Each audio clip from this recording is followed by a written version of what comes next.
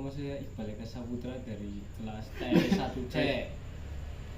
Nama saya Anius Subianto dari kelas TL1C. Nama saya Muhammad Zaki Ramdhani dari kelas TL1C.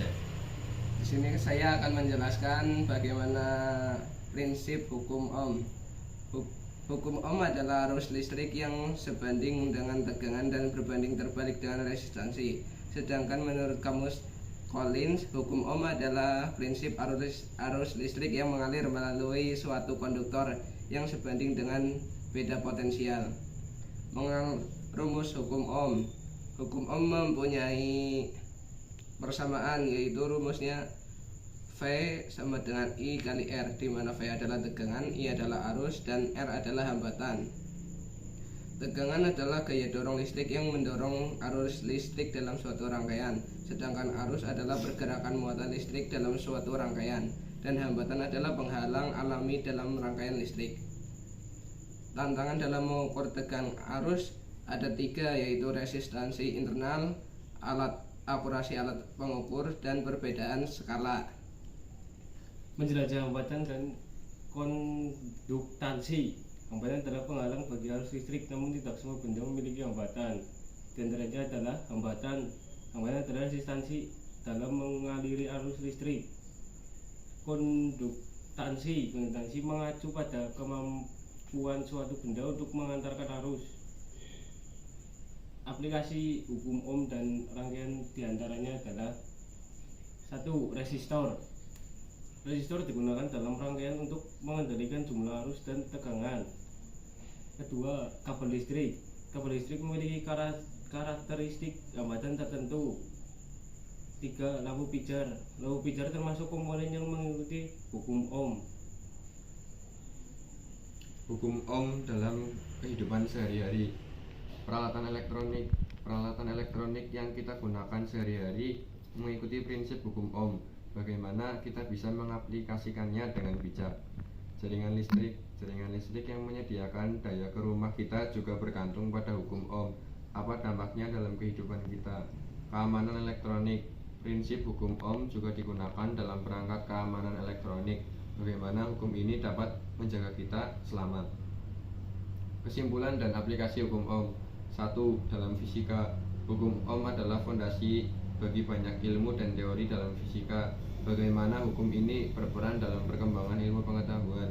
2. Dalam teknologi, prinsip hukum Ohm digunakan dalam pengembangan teknologi baru dalam bidang apa. Kita bisa melihat prinsip ini diterapkan secara berkelanjutan. 3. Dalam masyarakat, hukum Ohm mencakup konsep-konsep yang relevan dalam kehidupan sehari-hari. Bagaimana menjadi pembelajar yang bijaksana dan menggunakan hukum ini untuk kebijakan bersama. Sekian dari kelompok kami, kurang lebihnya mohon maaf. Wassalamualaikum warahmatullahi wabarakatuh. Berikut adalah contoh video animasi tentang hukum Ohm.